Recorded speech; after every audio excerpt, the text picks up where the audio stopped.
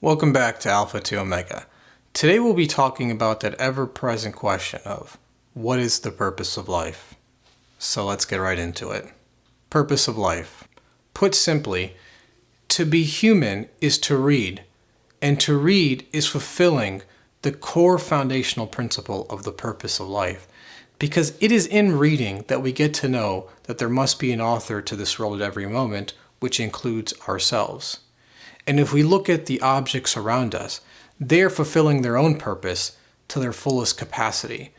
Because if we really reflect on purpose, purpose is to fulfill one's capacity to the fullest extent in accordance with what they are as beings. For example, the sun fulfills its capacity by being a sun in rising and setting on a regular basis and emitting light and heat towards the earth.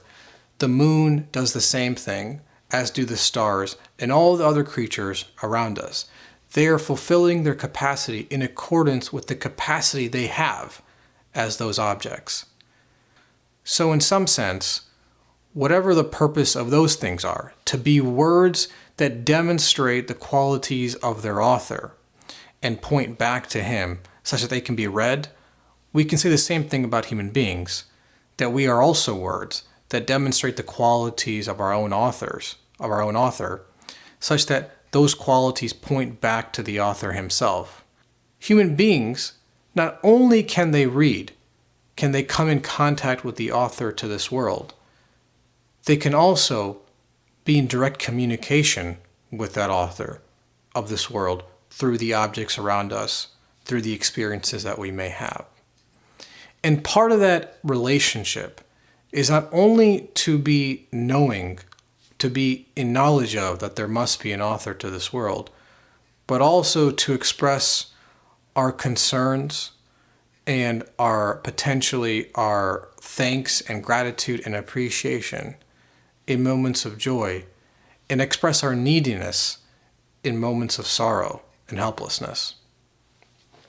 Because as we know in the human experience, that if someone were to offer us a gift, it is part of the human being, the human consciousness, to not only know that there must be a gift giver, that gift just didn't happen to be, but it was the result of someone offering it, that we can also therefore express thanks, gratitude, and appreciation towards that gift giver. And if we do not fulfill that potential of doing so, then we are falling short of what it means to be human.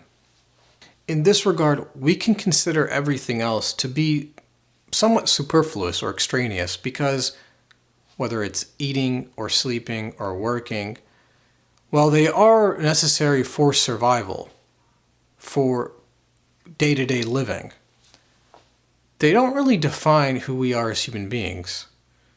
Because just as we eat or sleep, so do the animals. Those things can be taken away from us. They don't define us as human beings. What does define us is the fact that we can read. And that in reading, we can communicate with the author, and we can have a relationship with that author. This is worship. Not only to simply reflect upon the world, but then to be in contact with and communication with and have a relationship with the author to that world. Not just inwardly, but outwardly, in terms of what we say or what we do or how we act. The question, though, is what is the nature of worship?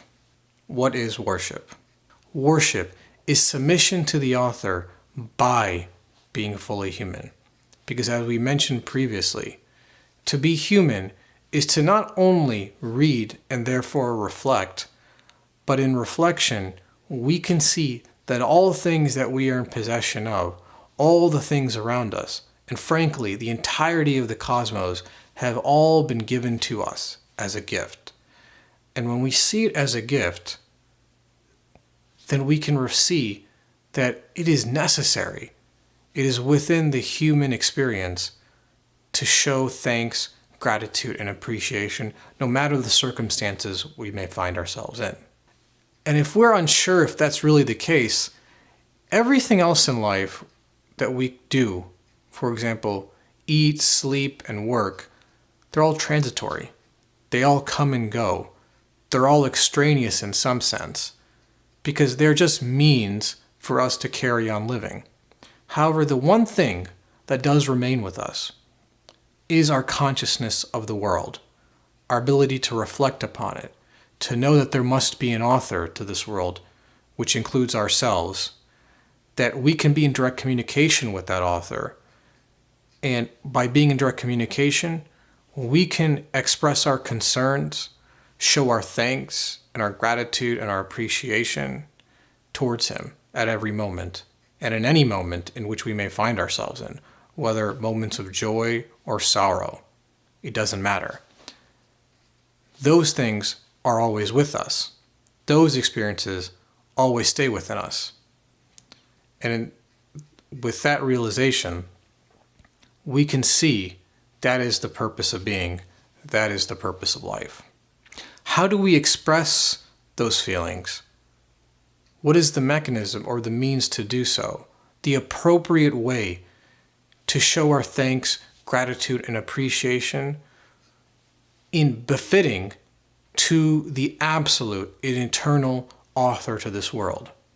It is not just simply sufficient for things around us to guide us towards the author, like the sun guiding us towards the author with all the innumerable names or qualities that it manifests of that author, but we also are in need of guidance, human guidance specifically, to show us how not only to read those things and to connect with the author, but then to know what that author desires of us in our day-to-day being, or in other words, what it means to be fully human, to reach our full capacity.